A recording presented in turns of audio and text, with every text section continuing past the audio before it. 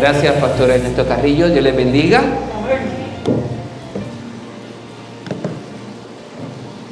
Que la paz del Señor sea con ustedes. Estamos contentos de estar una vez más aquí en la casa de oración de nuestro Dios para compartir la palabra poderosa del Evangelio. En esta ocasión no solamente me acompaña Manuel López, mi hijo que estuvo conmigo el sábado, sino que hoy estoy completo. Hoy tengo a Yosel Armani López Solarte conmigo y también la que tiene mi corazón y no me lo ha devuelto, Débora Solarte. Ella, yo le digo López, pero se resiste. Qué bueno estar con ustedes esta mañana o esta noche ya, para compartir la palabra de Dios. Realmente no hay mejor noticia que saber que nuestro Rey ya viene. Y qué oportunidad tenemos nosotros de prepararnos para el encuentro con nuestro Señor Jesucristo. El sábado pasado estuvimos hablando acerca de esa oportunidad tan maravillosa de tener la certeza que en Jesucristo todos somos sanos de la plaga del pecado y que podemos experimentar el gozo por fe de las cosas hermosas que Dios tiene para nosotros. Hoy vamos a estar estudiando el tema, lo inminente de su venida. El Rey ya viene, lo inminente de su venida. Así que nuestro tema, y más bien nosotros como seres humanos, naturalmente estamos ocupados y preocupados por aquello que va a ocurrir en el futuro. Por aquello que va a ocurrir en el futuro. Estamos ocupados por saber cómo va a nacer el niño.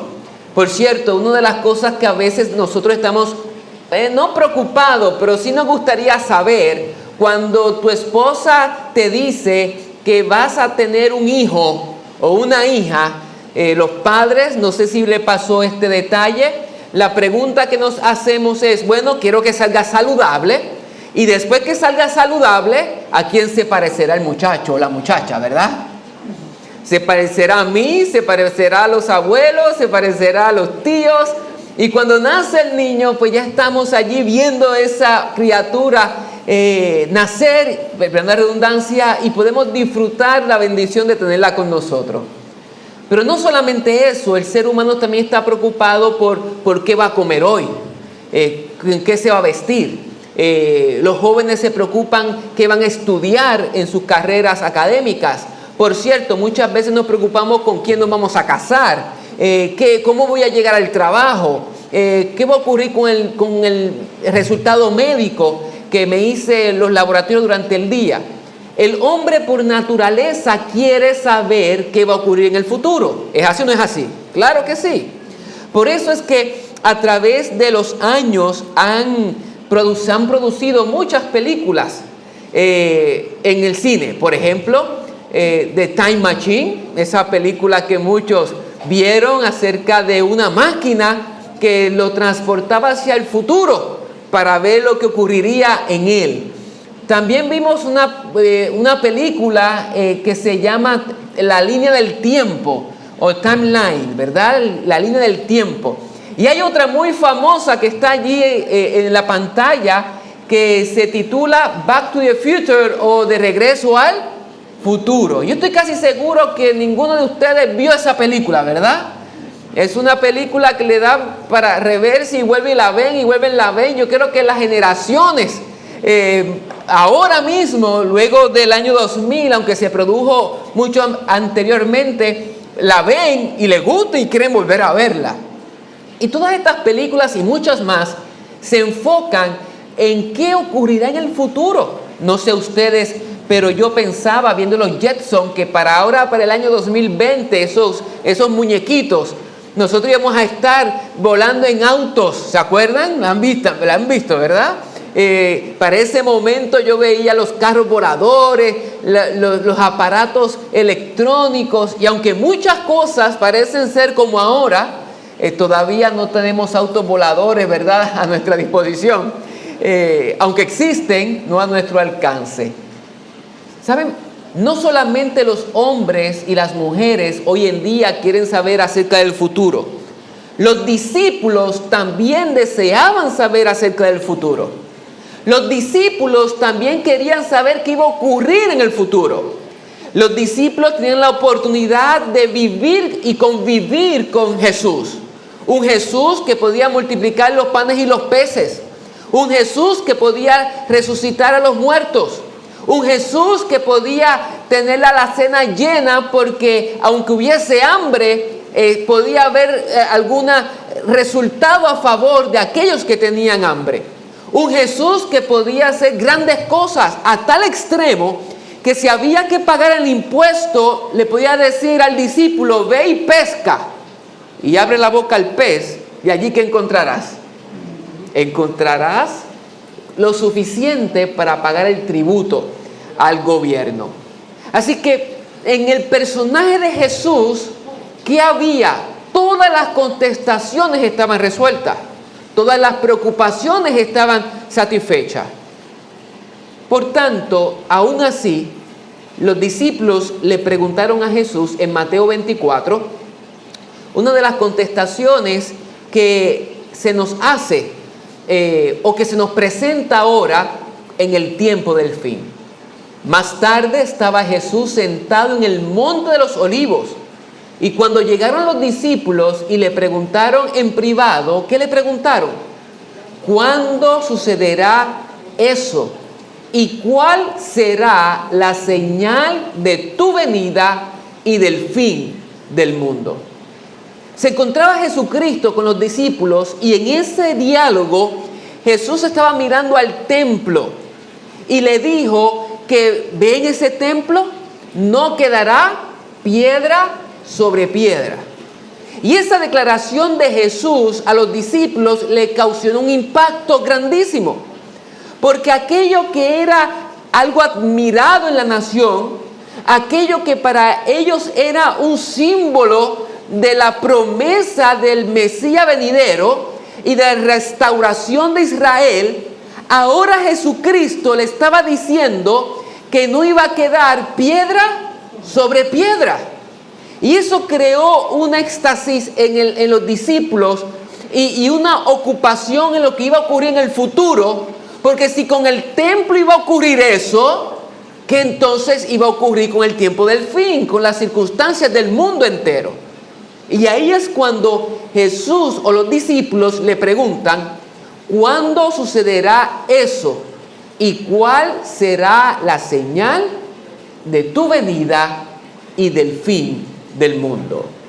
Es interesante que no le preguntaron cuáles serán las señales de tu venida, sino que el texto presenta cuál es o cuál será la señal de tu venida.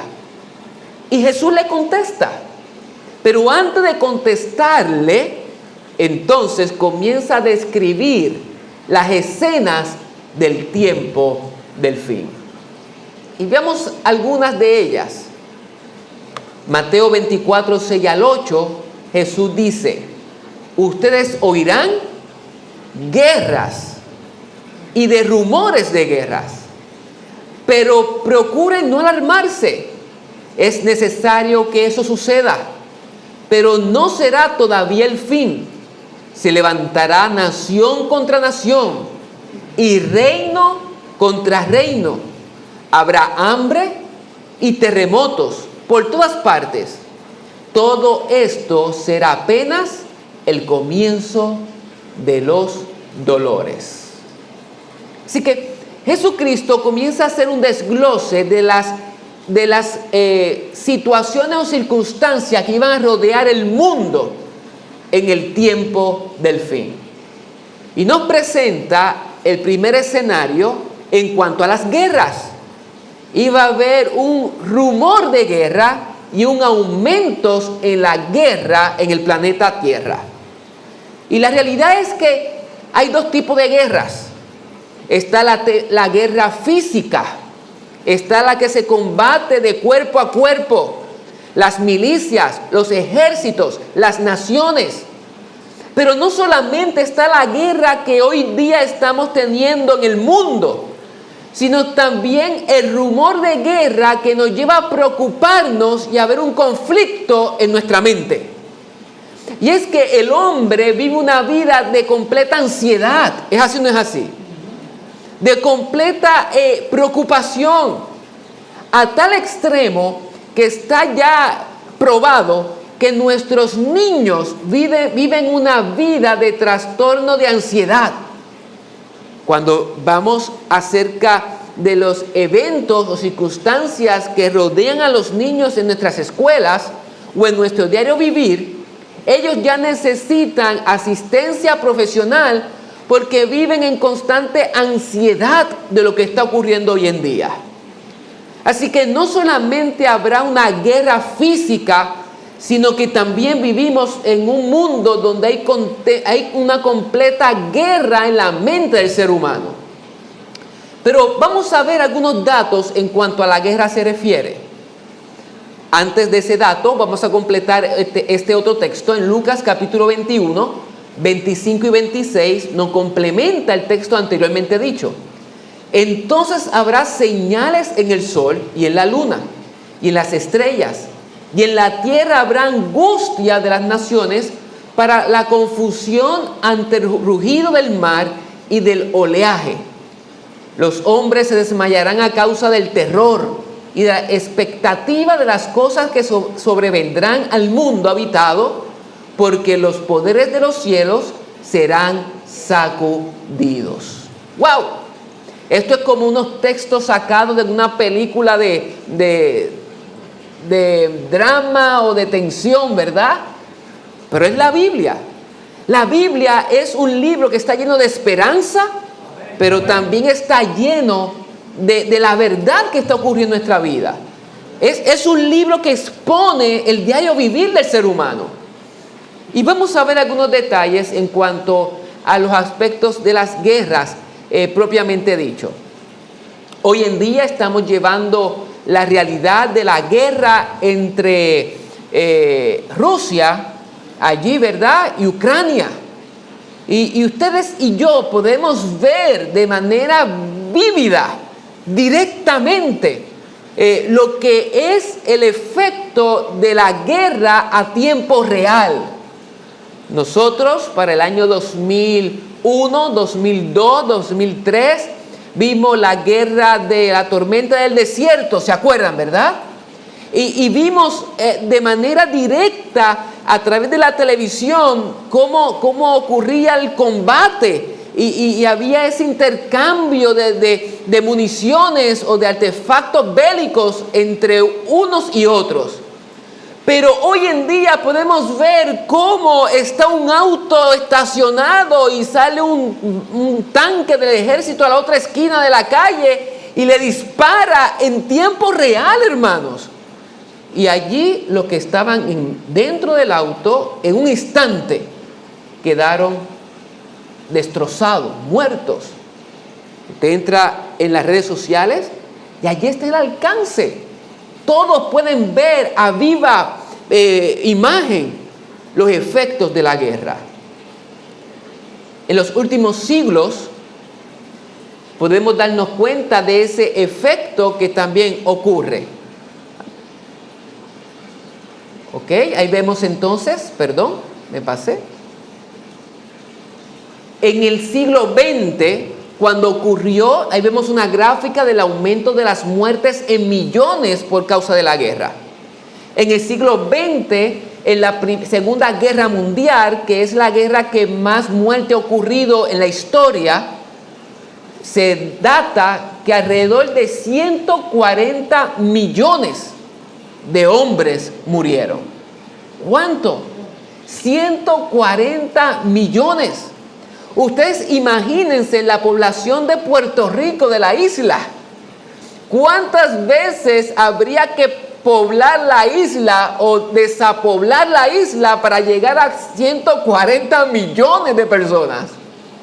Solamente para ustedes imaginarse que prácticamente muchas veces, centenares de veces, la isla quedaría vacía Y todavía no llegamos a la cantidad de hombres que murieron en esa guerra mundial.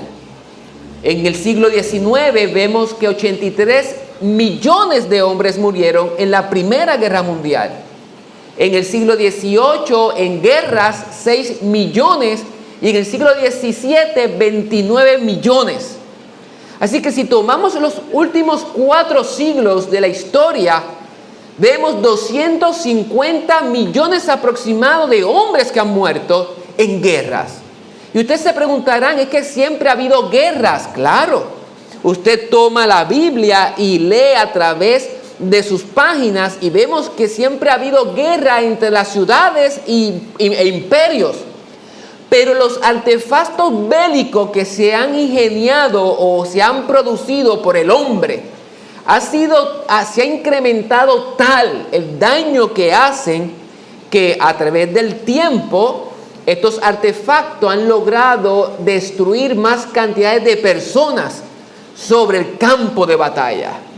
Y por tal razón, las guerras aumentan, y no solamente aumentan, el efecto devastador en la humanidad aumenta. Ahora, vamos a hablar un poquito del hambre. El texto dice que habrán guerras y habrá también, ¿qué? Hambres sobre la tierra. Y lamentablemente, aún con el esfuerzo que el hombre hace para evitar que el hambre crezca, porque hay que reconocer que hay hombres y mujeres que hacen un esfuerzo verdadero para dar comida al hambriento en el planeta. La realidad es que lamentablemente algo tan real como la pandemia que nosotros vivimos hoy en día y como la guerra que está ocurriendo hoy allí entre Ucrania y Rusia, se ha identificado que la hambruna ha aumentado 5 veces en los pasos que se había ganado a favor de erradicarla que lo que estábamos anteriormente. En otras palabras, en vez de ir mejorando hacia las estadísticas de menos hambre en el planeta, ha aumentado la cantidad de personas que padecen hambre en el planeta. Vemos algunos detalles. UNICEF nos presenta que en el 2020 el hambre se disparó tanto que superó el crecimiento de la población. O sea que el hambre aumenta más rápido que lo que nacen niños en el planeta. Lo más triste es que según sus datos, el 10% de los habitantes del planeta sufrieron inseguridad alimentaria. O sea, un 8.4%, o sea, un 10% comparado con el 2019, que era un 8.4%. O sea que el año 2020 hubo más hambruna que en el año 2019. Por cierto, aún más, 2.3 millones de personas, que equivale al 30% de la población, sufrieron de una alimentación no adecuada. O sea, no tuvieron acceso a una alimentación no adecuada. Hermanos, 2.3 millones, o sea, 2 billones de seres humanos. O sea, 2.300 millones de personas, para ser exacto con el número, no tuvieron acceso a una alimentación ¿qué? Adecuada. Y usted se preguntará, ¿yo estaré allí en esa cantidad incluida? Y es sencillo para contestar esa pregunta. Si usted no puede comprar lo que necesita en el supermercado para tener una alimentación adecuada, porque su capacidad financiera no se lo permite, usted está dentro de ese grupo.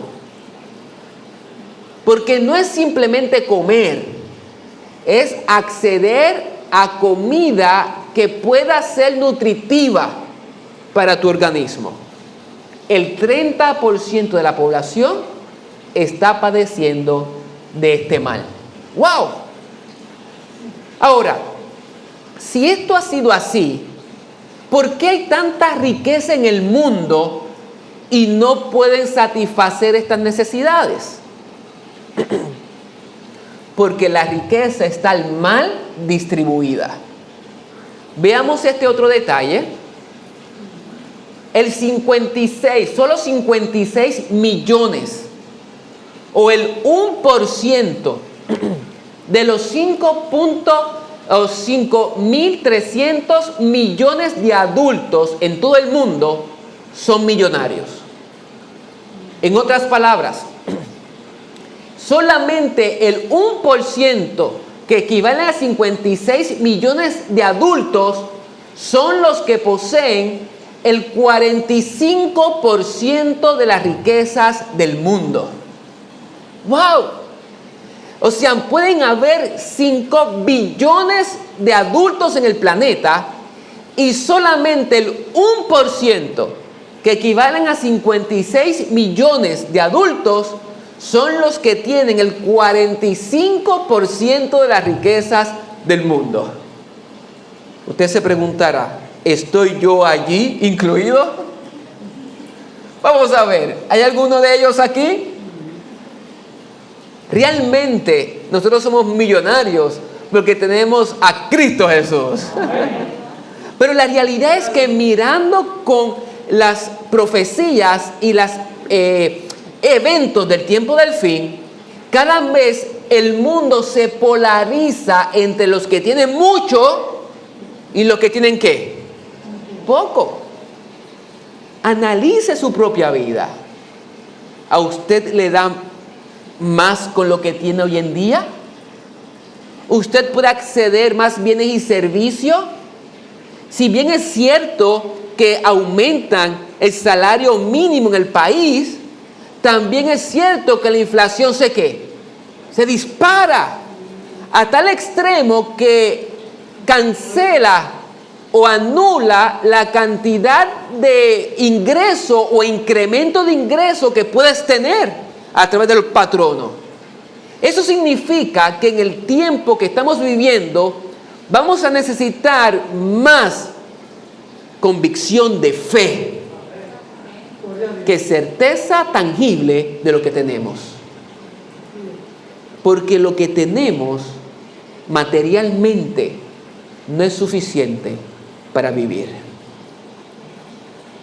El justo por la fe vivirá. Y de eso se trata la vida espiritual. Dios sí te ayuda a alimentarte mejor. Dios provee según su palabra qué vas a comer y qué vas a vestir. Pero para poder vivir en las tensiones del tiempo del fin, necesitamos confianza en la palabra de Dios. Vamos a ver otro elemento de los terremotos.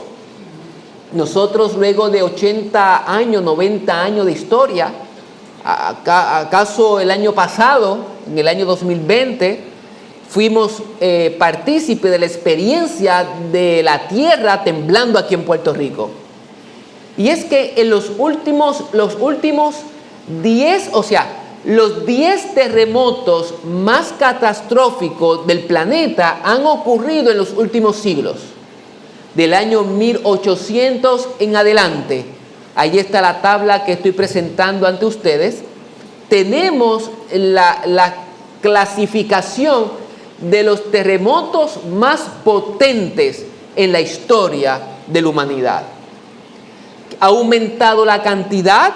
Bueno, a medida que el ser humano puede medir e identificar los temblores, pues va a haber más historia de cantidad de terremotos identificados en el planeta.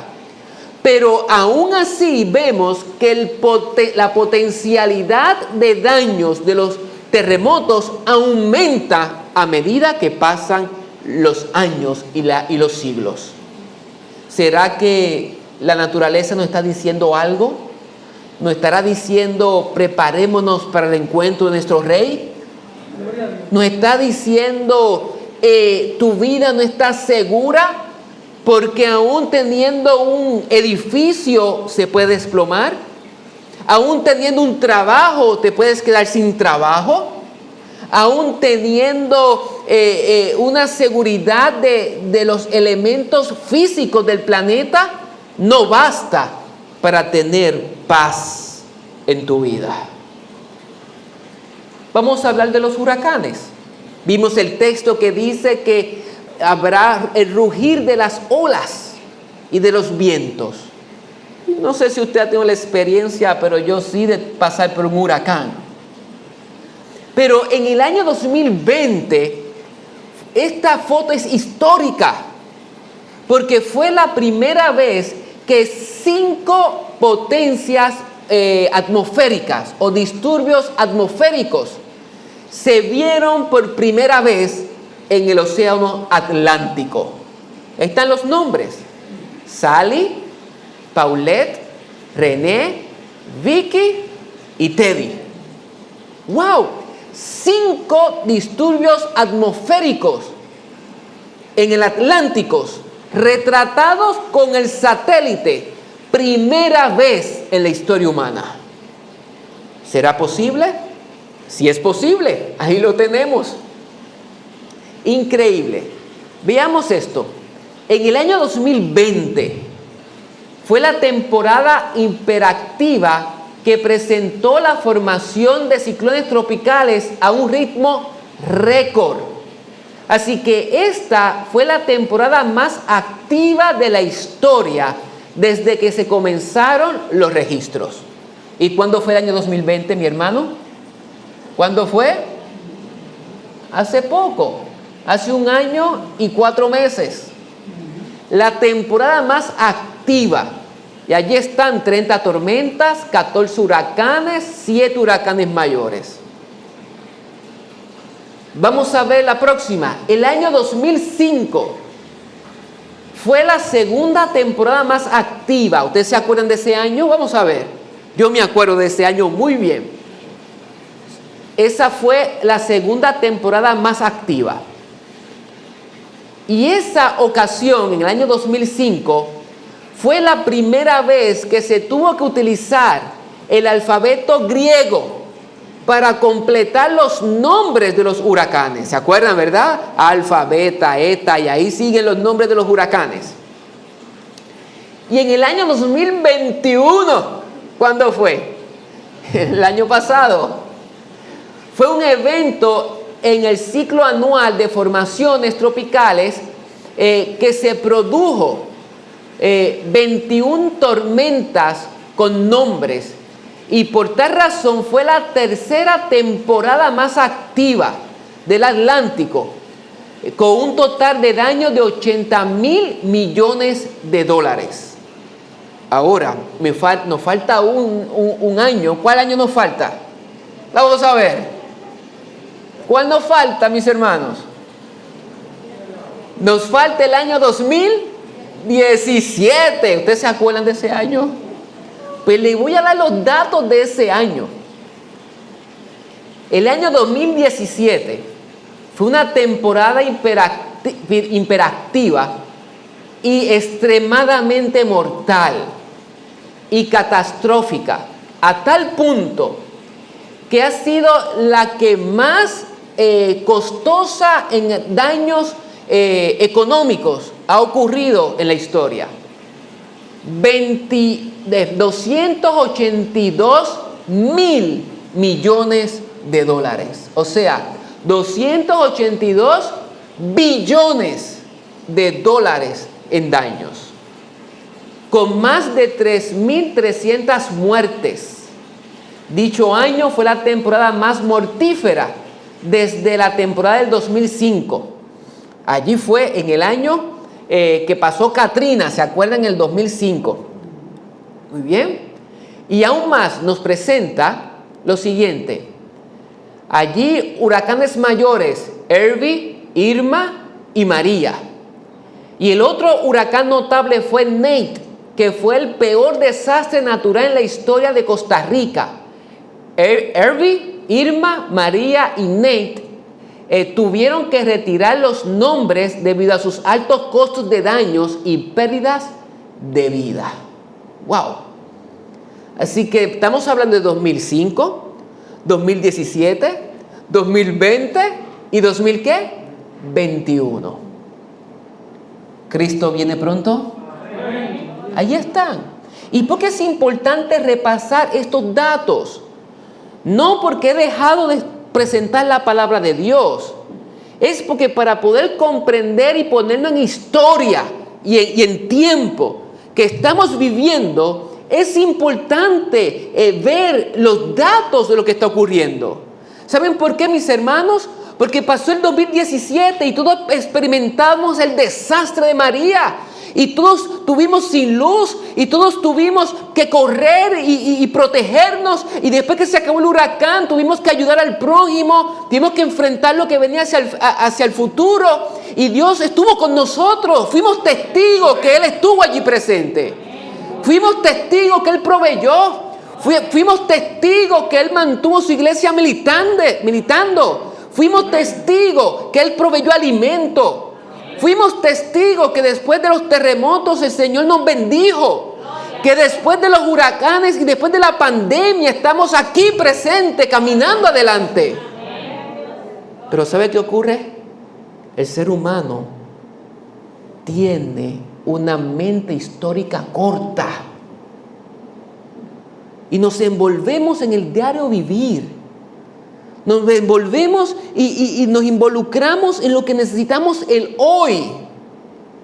Que nos olvidamos de lo que pasó cuando, el ayer. Y el archivo histórico del hombre es tan cortito que aún así nos olvidamos de lo que Dios ha hecho por ti y por mí. Preguntémosle al pueblo de Israel, que salió el pueblo de la tierra de los egipcios, y ya cuando iban a entrar a la Canaán, Dios le tenía que recordar al pueblo: acuérdate de dónde te saqué. Acuérdate que soy el Dios de tu padre. Acuérdate que yo te liberé. Y hoy estamos repasando que Dios está cumpliendo, o sea, se está cumpliendo la historia, y que hemos de acordarnos que Dios nos ha bendecido. Amén. Finalmente, todos esos eventos nos llevan a reconocer que el hombre, cuando mira hacia el tiempo del fin, tiene que estar turbado. Está lleno de angustia, está preocupado. Y aunque parece ser que el mundo gira y que las penas y las angustias se opacan o se refugian en los placeres, en las salidas, en la comida, en las actividades de fiesta, la realidad es que cuando estamos solos nos hacemos la pregunta: ¿por qué estamos aquí? ¿Y hacia dónde vamos? Y ahí es cuando Jesucristo se acerca a sus discípulos en Juan capítulo 14, versículo del 1 al 3, y nos dice: no se turbe vuestro corazón, creéis en Dios, creed también en mí. En la casa de mi Padre, como dice, muchas moradas hay. Si así no fuera, yo os lo hubiera dicho. Voy pues a preparar lugar para vosotros, y si me fuere y os prepare lugar, vendré otra vez. Amén. Y os tomaré a mí mismo, para que donde yo estoy, vosotros también estéis. Juan capítulo 14, versículo del 1 al 3. Es una de las promesas más maravillosas que hay en la palabra. Porque es lindo escuchar cuando Jesús dice: no te preocupes, pedís y se os dará, llamad y os abriréis. Y es lindo saber que Dios, cuando sus hijos le piden, vamos a recibir. Pero la pregunta sería, ¿será que una vez que recibamos, luego nos va a dar hambre de nuevo y vamos a necesitar más? ¿Será posible que aunque Dios provea en este mundo histórico, en algún momento vamos a tener una necesidad que se satisfecha? Pero esta promesa, más allá de que Dios me va a dar comida, alimento, techo, paz y los detalles que podemos vivir en esta tierra, esta promesa de Juan 14 me dice que vendrá a buscarme para dar un clímax de una vida eterna. Amén. Donde la promesa de su advenimiento será el inicio de algo que trasciende lo que es terrenal. El Señor dice, ¿estás turbado? Pues cree en Dios. El primer paso es por fe. Cree que yo existo. El sábado pasado hablamos acerca de lo que es fe. Fe es aquello que tengo la certeza que voy a recibir. Pero hablamos un poquito más. Hablamos que la fe es tener lo que no he recibido. ¿Se acuerdan? ¿Y es posible tú recibir la promesa de su venida hoy? Claro. Jesús dijo que prometió que vendría. Ahora, vamos a hablar un poquito acerca de lo que es una promesa. Porque muchos prometen, pero no ¿qué? ¿A usted le ha pasado? Más aún, usted ha prometido algo y no ha cumplido, no levante la mano. Porque puede ser así. Pero veamos este detalle. Una promesa puede entenderse como un acuerdo entre dos partes, a través del cual una de ellas se compromete a realizar algo ante el cumplimiento de una condición o el vencimiento de un plazo. Una promesa. Yo me acuerdo en una ocasión que mi señora madre se encontraba conmigo de regreso de la graduación de 9º grado. ¿Me acuerdo? Y cuando regresábamos, mi mamá estaba contentísima, yo estaba contentísimo porque había alcanzado ser honor en la clase, en la asignatura. Pero de momento mi madre me mira y me dice, muy bien, estoy contento porque alcanzaste tu meta, alcanzaste ser honor. Y lo que vino a continuación fue lo que me preocupó, porque me dice, pero en 4º año yo no quiero que tú seas honor. En 4º año yo quiero que tú seas alto honor. Madre al fin, ¿verdad? Y yo la miré y le dije, mamá, pero tú vas a estudiar por mí. No, eso te toca a ti. ¿Y tú vas a hacer los proyectos por mí? No, ya yo te enseñé, eso te toca a ti también. Y de momento le dije, pues vamos a hacer un trato. Esto lo he contado en varias ocasiones. Pues si yo soy alto honor, pues tú me vas a regalar un carro. Oye, y parece que eso la sacudió allí en el vehículo. Se puso los cachetes rojos, así, ella es bajita y cachetuda. Y me dijo, trato hecho. Me hizo la promesa. Ella no sabía en el lío que se había metido. Pero esa promesa fue un acuerdo ¿entre quién? Entre ella y yo. Y había una condición en medio. Y había un vencimiento en el plazo. Y cuando hacemos promesas, es porque confiamos en que entre las partes va a haber un resultado. Decimos también de las promesas que es un gesto de amor hacia una persona a la que valoras de verdad. ¿Es un gesto de qué?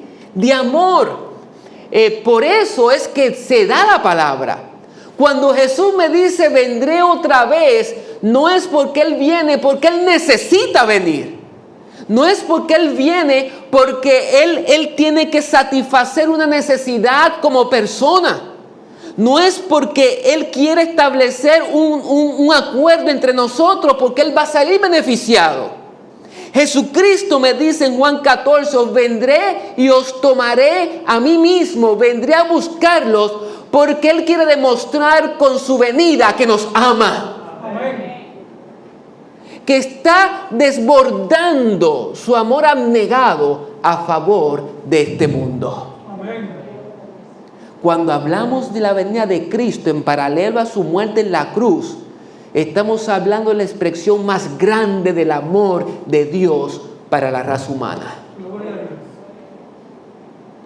Entonces, Jesús viene simplemente por amor. Amén. Porque Él bien podía quedarse tanto en su primera venida como en su segunda venida. Pero Él nos ama. Gloria a Dios. Y esta promesa manifiesta su amor por nosotros. Una promesa es un gesto que surge de la libertad de la persona. Está libremente escogiendo dar ese paso. Por cierto, la promesa no se hace por coacción externa. No es que el Padre le dijo a Jesús, tú tienes que ir a morir por la humanidad. Tú tienes que ir y buscarlo en tu segunda venida. No, es un acto libre que surge de la naturaleza de un Dios poderoso y amante. De lo profundo del corazón. Amén. Y qué bueno es saber que Jesús vendría únicamente por mí. Porque yo existo, porque yo vivo, porque yo soy importante para Él. Entonces el advenimiento de Jesucristo va más allá de un acto poderoso que describe la Biblia en Apocalipsis y también en Mateo, sino que también es un acto directo, personal, contigo y conmigo.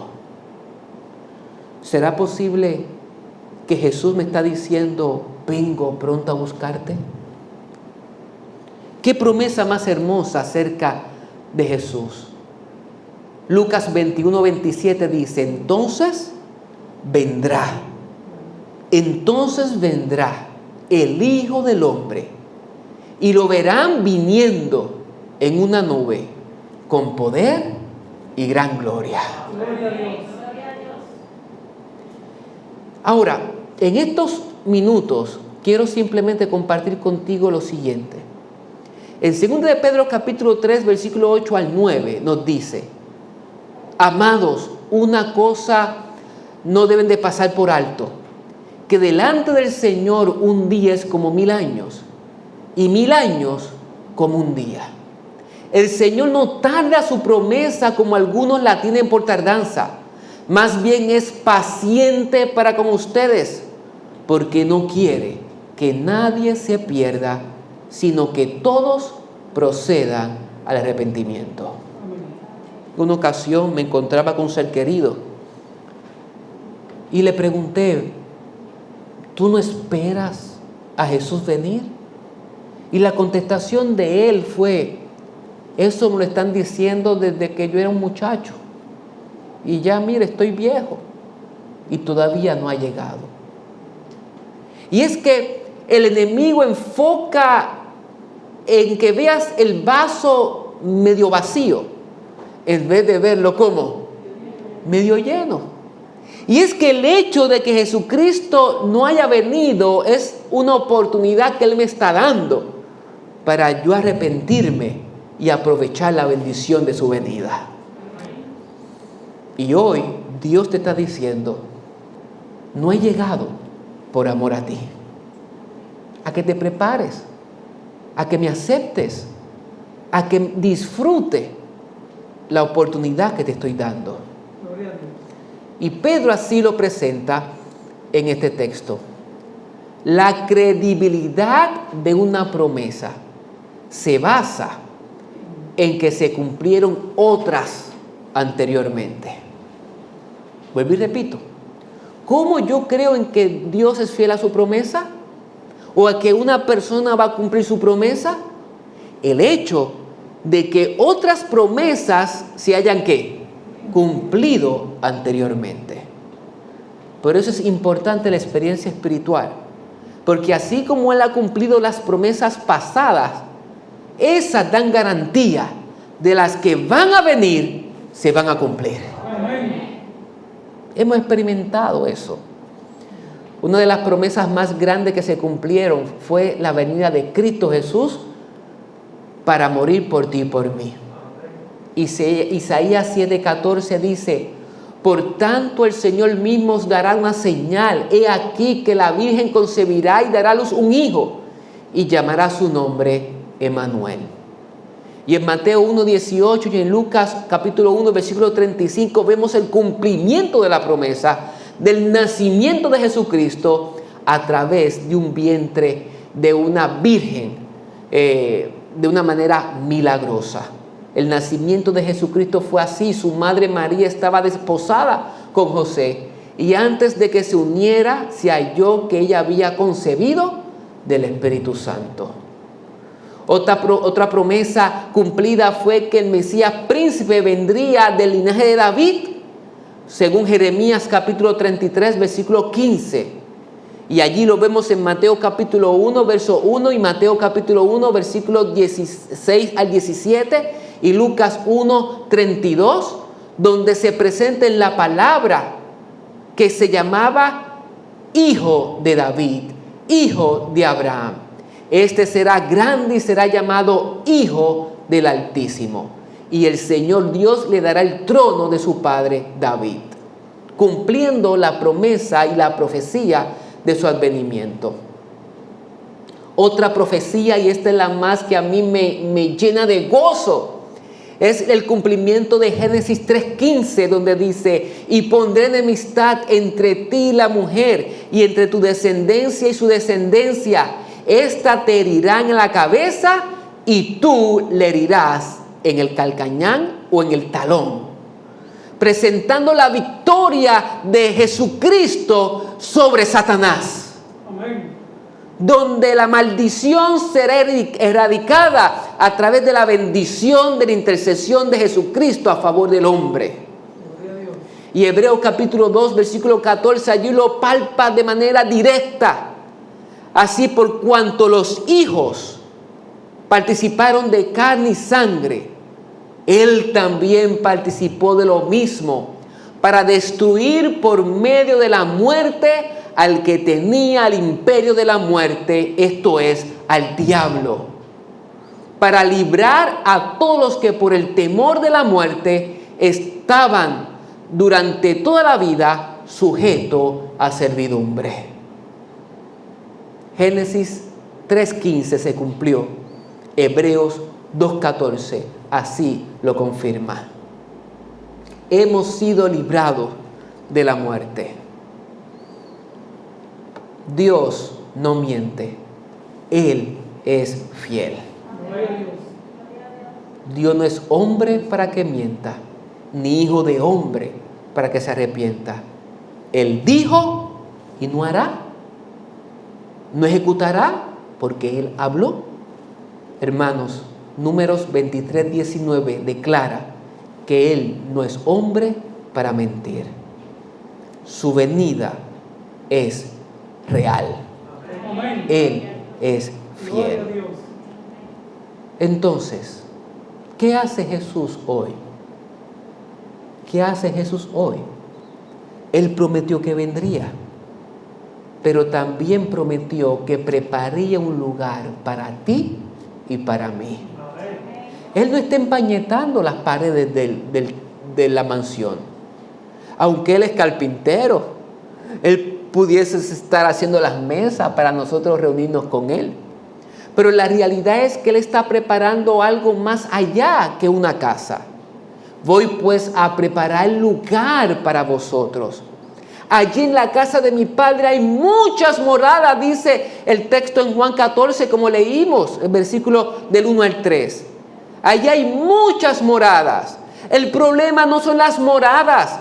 El problema es el lugar que no hay para ti y para mí. Porque por culpa del pecado no somos aceptados porque la iniquidad hace separación entre Dios y el hombre. Pero Él está preparando lugar para vosotros. Y el lugar que Él está preparando es intercediendo a favor tuyo y mío. Juan 14, 1 Juan 14, 2, del 1 al 2, dice: hijitos míos, estas cosas os escribo para que no pequéis. Y si alguno hubiera pecado, abogado tenemos para con el Padre, a Jesucristo el justo. Y Él es la propiciación por nuestros pecados. Y no solamente por los nuestros, sino también por los de todo el mundo. Romanos 8:34 dice: ¿quién es el que condenará? Cristo es el que murió, mas aún es el que también resucitó, quien además está a la diestra de Dios y quien también intercede por nosotros. Todo esto por amor a ti y por amor a mí. Estamos en una actividad donde se estaba presentando la palabra de Dios. Y en esos días me encontraba estudiando la Biblia con una joven. Y llegó el momento que le llega a todo ser humano. Llegó el momento de tomar decisiones. Y entre ellas la decisión de aceptar a Jesús como el Salvador personal. Y estudiamos las diferentes lecciones. Y cuando llegó el momento de preguntarle: ¿aceptarías entregar tu vida a Jesús? Demostrando a través de una decisión pública tu acción a través del bautismo. Esta joven me dijo: pastor, me gustaría hacerlo. Me gustaría hacerlo. Y le dije: ¿y tiene alguna duda? No, pastor, yo estoy clara de lo que me han enseñado. Pero tengo una dificultad. Y es que mi corazón es como un cofre. Es como un cofre cerrado, que está lleno de muchas situaciones que tengo que resolver primero. Está lleno de dolores, angustias, tristezas, que yo estoy seguro que necesito resolverlas antes de dar el paso. Porque para yo dar el paso tengo que estar seguro, porque esto es algo bien importante y con Dios no se juega. ¿Han escuchado ese concepto? Por lo tanto, mi corazón es como un cofre, y hasta que ese cofre no se abra y salga todo lo que hay de allí, no puedo decir sí a Cristo. En ese momento le digo: es que el cofre no va a abrir. Porque por más que tú trates de abrir y por más que tú quieras sacar lo que sabes que tienes que sacar y mejorar, no lo vas a poder hacer. Porque el cofre, tu corazón, solo tiene una llave. Y esa es Cristo Jesús. Gloria a Dios. Para poder resolver lo que hay dentro de tu cofre, de tu corazón, necesitas la llave.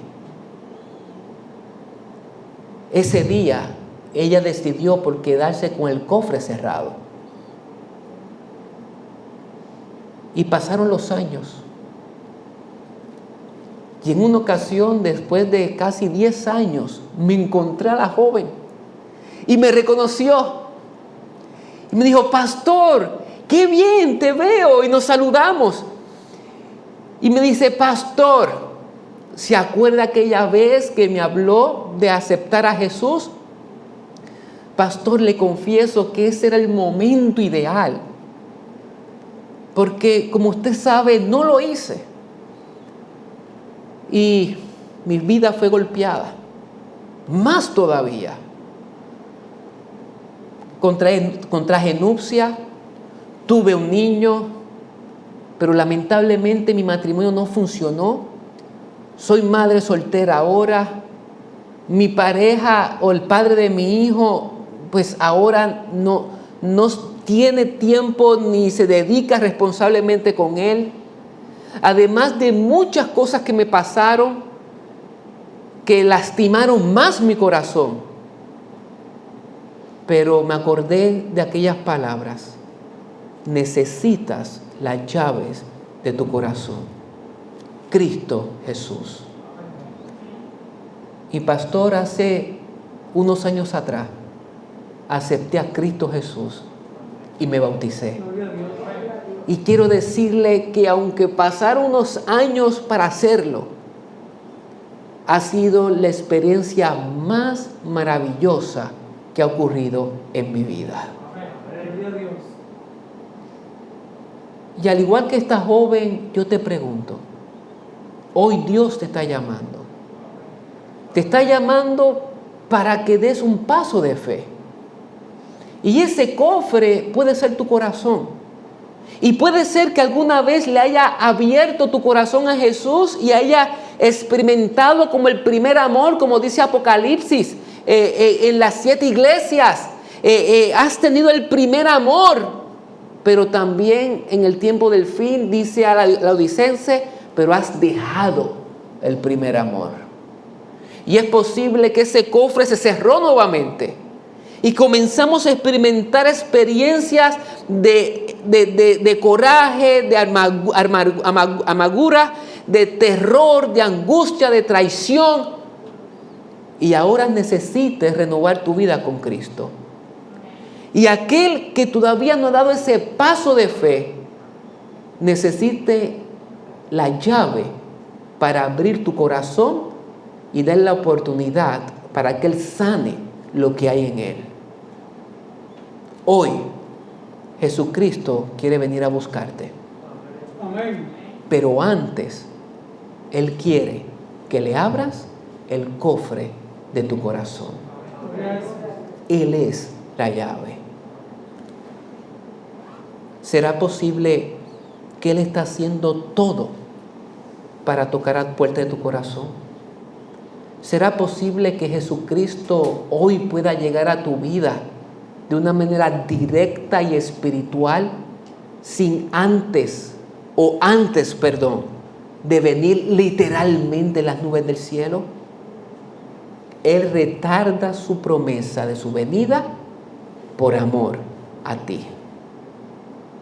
¿Cuántos de los presentes le gustaría decir: Jesús, gracias, porque el tiempo que ha pasado lo has dejado entre tu venida y mi historia hoy, con el fin de yo prepararme para tu encuentro? Amén.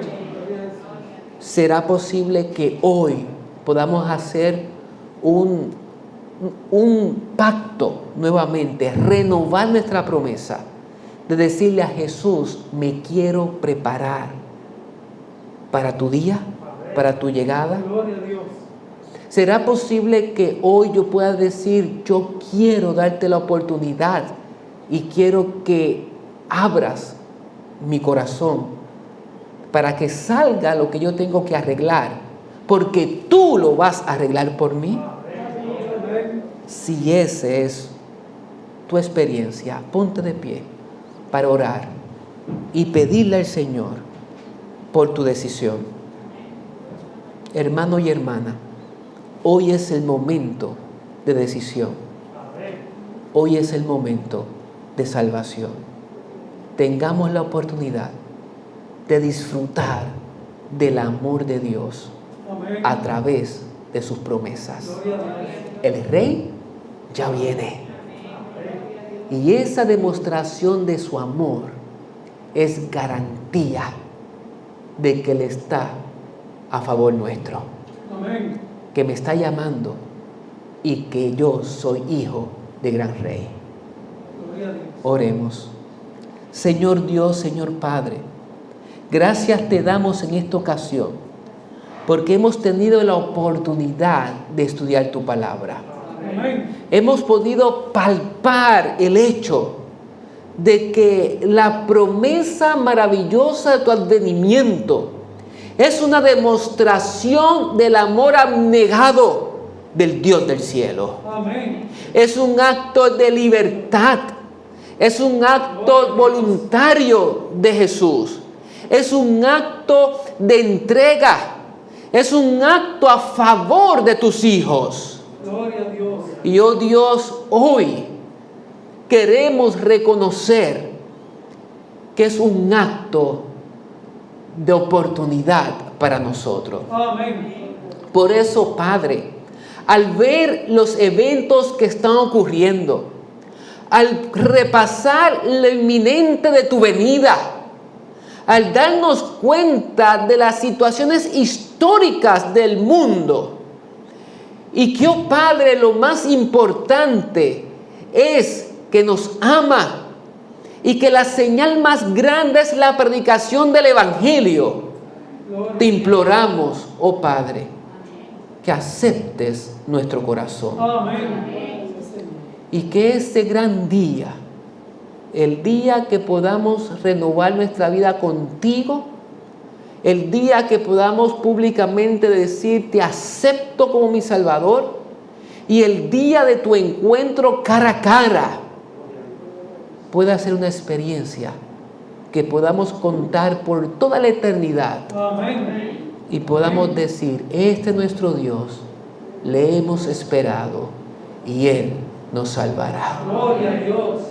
Gracias, Gracias, Señor. porque tus promesas son fieles. Gracias, porque cumple tu palabra. Amén. En el nombre de Jesús. Amén. Amén. Muchas gracias, mis hermanos. Dios les bendiga. Estaremos viéndonos mañana nuevamente al estudiar la palabra de Dios.